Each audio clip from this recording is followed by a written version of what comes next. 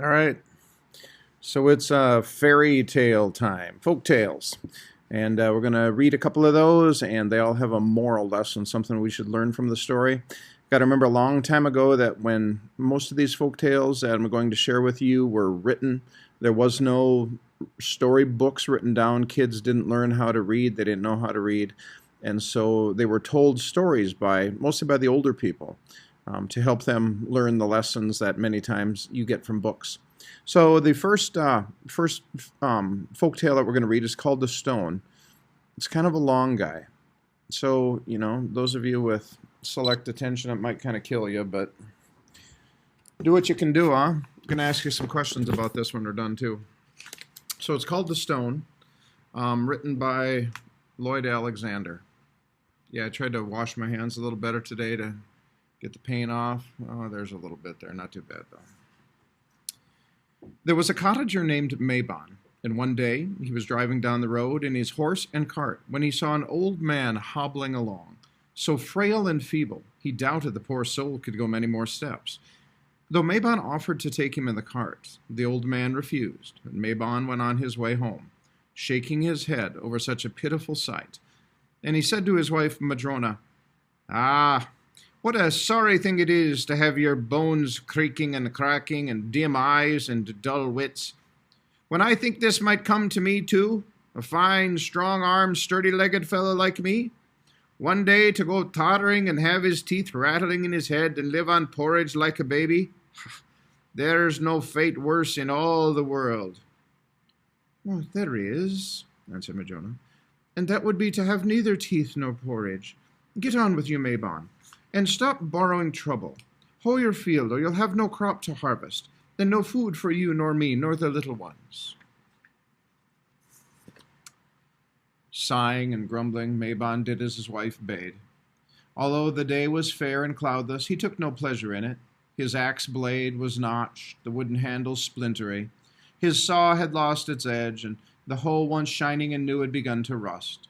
None of his tools, it seemed to him, cut or chopped or delved as well as they once had done. "They're as worn out as that old codger I saw on the road," Mabon said to himself. He squinted up at the sky. "Why, even the sun isn't as bright as it used to be, doesn't warm me half as well. It's gone threadbare as my cloak. And no wonder, for it's been there longer than I can remember. Come to think of it, the moon's been looking a little wilted around the edges, too. As for me," went on Mabon in dismay, "I'm in even a worse state. My appetite's faded, especially after meals. Mornings when I wake, I can hardly keep myself from yawning. And at night when I go to bed, my eyes are so heavy I can't hold them open. If that's the way things are now, the older I grow, the worse it will be." In the midst of his complaining, Mabon glimpsed something bouncing and tossing back and forth beside a fallen tree in the corner of the field, wondering if one of his piglets had squeezed out of the sty and gone rooting for acorns. Mabon hurried across the turf. Then he dropped his axe and gaped in astonishment. There, struggling to free his leg, which had been caught under a log, lay a short, thick-set figure, a dwarf, with red bristling hair in all directions, beneath his round, close-fitting leather cap. At the sight of Mabon, the dwarf squeezed shut his bright red eyes and began holding his breath.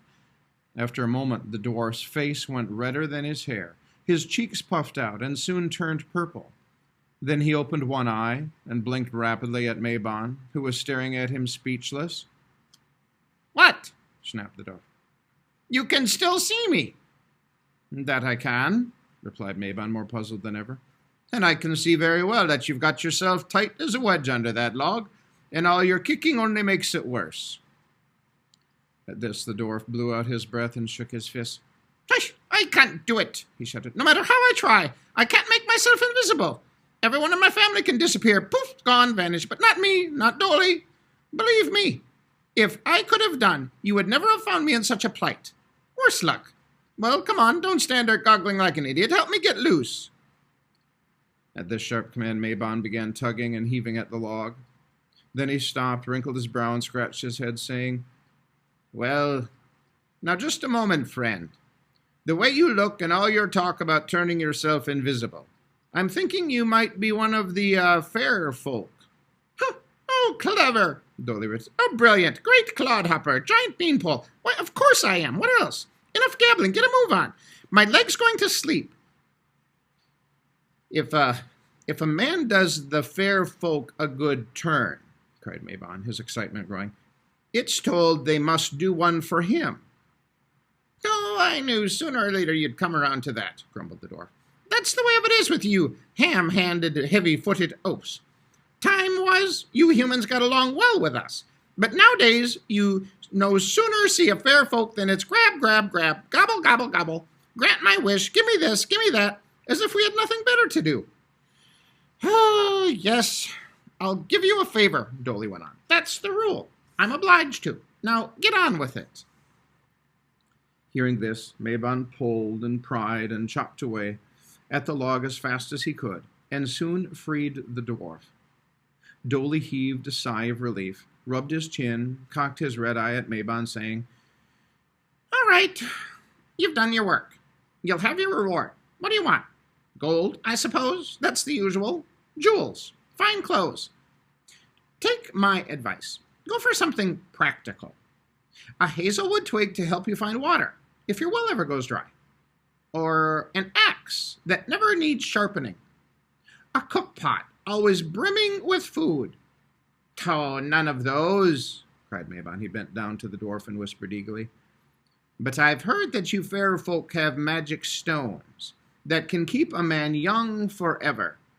That's what I want. I claim one for my reward. Dolly snorted. Oh, I might have known you'd pick something like that. As to be expected, you humans have it all muddled. There's nothing can make a man young again. That's even beyond the best of our skills. Those stones you're gabbling about, well, yes, there are such things, but greatly overrated. All they'll do is keep you from growing any older. Just as good, Mabon exclaimed. I want no more than that. Dolly hesitated and frowned. Between the two of us, take the cook pot. Better all around. Those stones, we'd sooner not give them away. There's a difficulty. Well, because you'd rather keep them for yourselves, Mabon broke in. No, you shan't cheat me of my due. Don't put me off with excuses. I told you what I want, and that's what I'll have. Come, hand it over, and not another word. Dolly shrugged and opened a leather pouch that hung from his belt. He spilled a number of brightly colored pebbles into his palm, picked out one of the larger stones, and handed it to Mabon. The dwarf then jumped up, took to his heels, raced across the field, and disappeared into the thicket.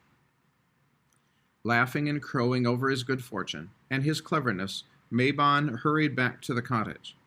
There he told his wife what had happened, and showed her the stone he had claimed from the fair folk. Ha! As I am now, so I'll always be, declared Mabon, flexing his arms and thumping his chest. A fine figure of a man. Ho, no gray beard and wrinkled brow for me. Instead of sharing her husband's jubilation, Madrona flung up her hands and burst out, Oh, Mabon, you're a greater fool than ever I supposed. And selfish into the bargain. You've turned down treasures. You didn't even ask that dwarf for so much as new jackets for the children, nor a new apron for me. You could have had the roof mended, or the walls plastered.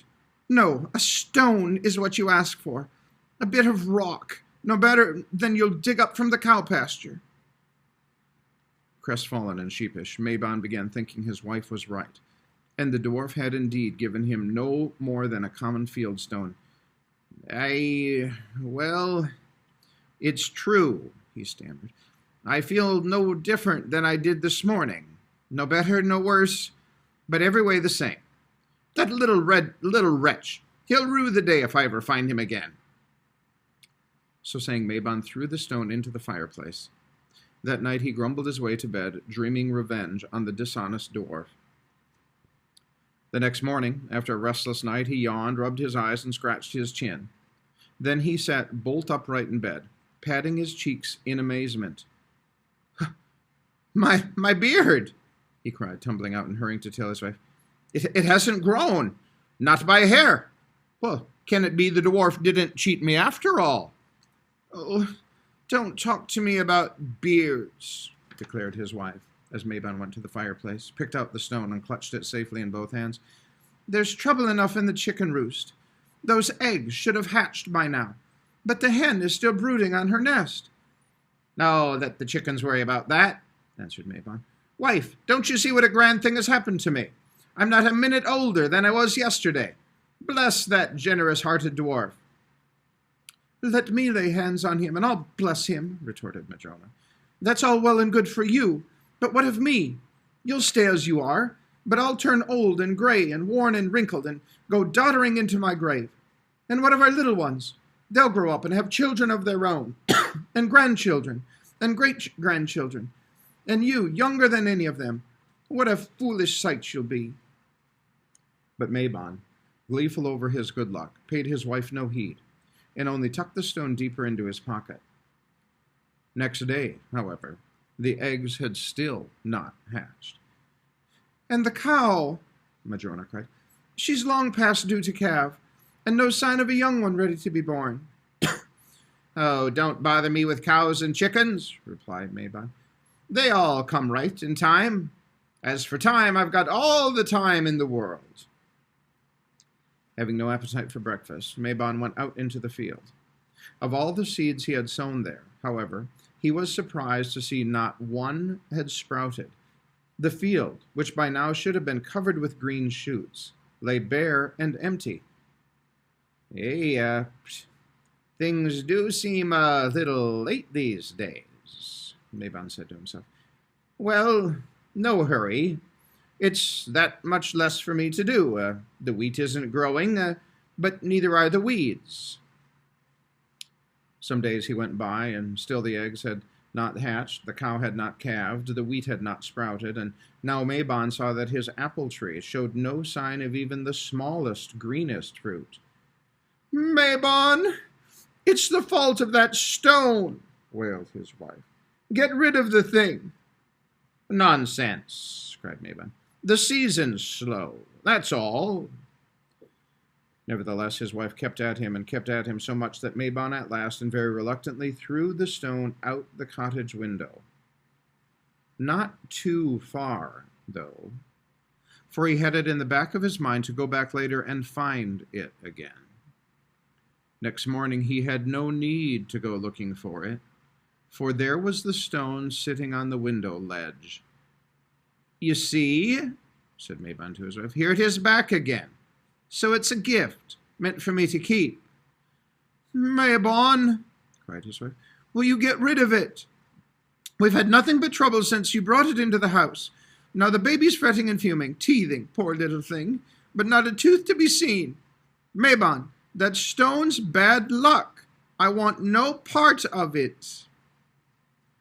Protesting it was none of his doing that the stone had come back, Mabon carried it into the vegetable patch. He dug a hole, not a very deep one, and put the stone into it. Next day, there was the stone, above ground, winking and glittering. "Mabon," cried his wife, "once and for all, if you care for your family, get rid of that cursed thing." Seeing no other way to keep peace in the household, Mabon regretfully and unwillingly took the stone and threw it down the well, where it splashed into the water and sank from sight. But that night, while he was trying vainly to sleep, there came such a rattling and clattering that Mabon clapped his hands over his ears, jumped out of bed, and went stumbling into the yard. At the well, the bucket was jiggling back and forth, up and down at the end of the rope.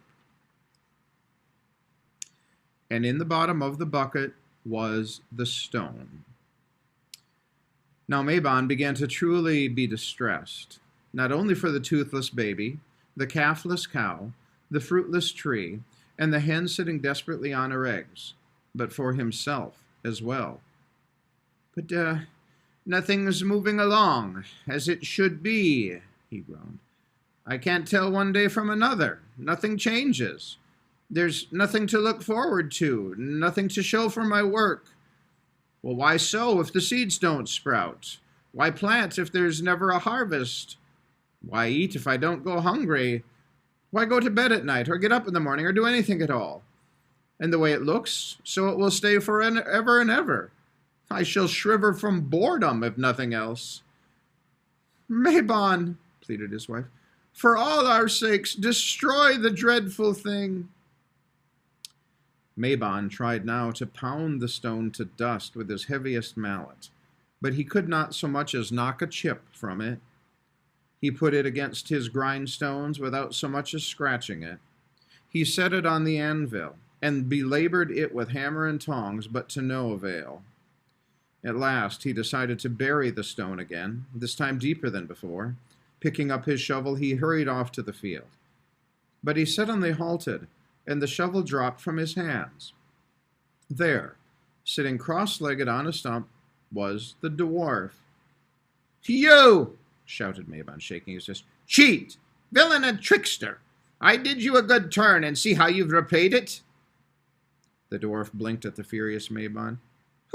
You mortals are an ungrateful crew. I gave you what you wanted. Why, you should have warned me first, burst out Mabon. Well, I did, Dolly snapped back. You wouldn't listen. No, you yapped and yammered, bound to have your way. I told you we didn't like to give away those stones. When you mortals get hold of one, you stay just as you are. But so does everything around you. Before you know it, you're mired in time like a rock in the mud. Take my advice. Get rid of that stone as fast as you can. Well, what do you think I've been trying to do? Blurted Mabon. I've buried it, thrown it down the well, pounded it with a hammer, and it keeps coming back to me. Well, that's because you really didn't want to give it up, Dolly said. In the back of your mind and in the bottom of your heart, you didn't want to change, along with the rest of the world. So, as long as you feel that way, the stone is yours. No, no, cried Mabon. I want no more of it. Whatever may happen, let it happen. That's better than nothing happening at all.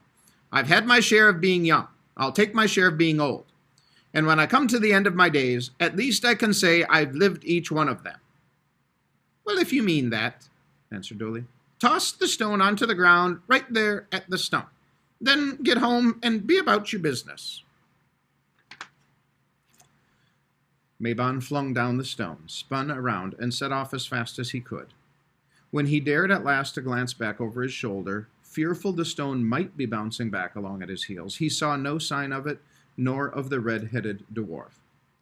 Mabon gave a joyful cry, for at that same instant the fallow field was covered in green blades of wheat. The branches of the apple tree bent to the ground, so laden were they with fruit. He ran to the cottage, threw his arms around his wife and children, and told them the good news. The hen hatched her chicks, the cow bore her calf, and Mabon laughed with glee when he saw the first tooth in the baby's mouth. Never again did Mabon meet any of the fair folk, and he was just as glad of it. He and his wife and children and grandchildren lived many years, and Mabon was proud of his white hair and long beard, as he had been of his sturdy arms and legs. Well, stones are all right in their way, said Mabon, but the trouble with them is they don't grow. All right. That was the story of the stone. I'm not sure how I did with the voices. I tried. But they tend all to be the sound the same. I try to make them a little Irish, but then, well, the Irish woman and the Irishman and the Dolly, and they all kind of sound the same, and I know. I'm not a professional reader. I just am what I am. And I don't wish to be anything else in the spirit of the stone. So anyway, that is the story of the stone. Man, I'm pressing up against 20 minutes here. That's kind of long. So anyway, there'll be a few questions to answer, and that'll be it for today. All right, see ya.